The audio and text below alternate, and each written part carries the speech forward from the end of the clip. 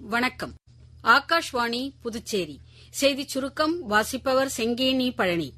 ஆழ்கடல் மீன்பிடிப்பு மற்றும் மீன் உணவு ஏற்றுமதியை அதிகரிப்பது உட்பட மீன்வளத்துறையின் வளர்ச்சிக்கான எதிர்கால திட்டங்கள் குறித்து பிரதமர் திரு நரேந்திர மோடி இன்று புதுடெல்லியில் மறு ஆய்வுக் கூட்டம் நடத்தினார். பாதுகாப்பு அமைச்சர் திரு ராஜ்நாத் சிங் இன்று ஜம்மு காஷ்மீரின் பதாமிபாக் கண்டோன்மெண்ட் பகுதியில் ராணுவ வீரர்களுக்கிடையே உரையாற்றினார்.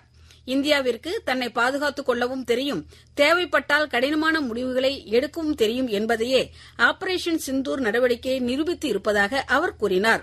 ஜம்மு காஷ்மீரில் புல்வாமா மாவட்டத்தில் உள்ள அவந்திபோரா நாதேட்ரால் பகுதியில் இன்று தீவிரவாதிகளுக்கும் பாதுகாப்பு படையினருக்கும் இடையிலான மோதலில் 3 தீவிரவாதிகள் சுட்டுக் கொல்லப்பட்டனர்.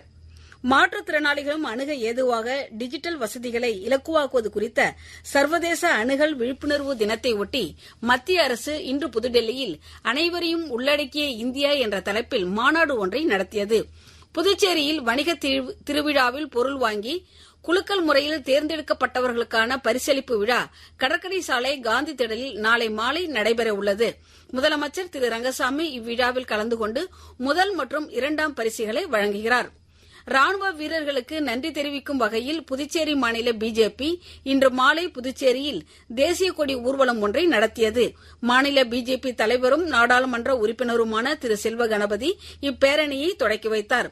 சட்டப்பேரவைத் தலைவர் திரு ஆர் செல்வம், அமைச்சர்கள் திரு நமச்சிவாயம், திரு சாய் சரவணன்குமார், சட்டமன்ற உறுப்பினர்கள் திரு கல்யாணசுந்தரம், திரு ராமலிங்கம், திரு அசோக் பாபு மற்றும் பிஜேபி நிர்வாகிகளும், முன்னாள் ராணுவத்தினர், விளையாட்டு வீரர்கள் உட்பட ஏராளமான பொதுமக்களும் மூவர்ண கொடியை ஏந்திய வண்ணம் இதில் கலந்து கொண்டனர்.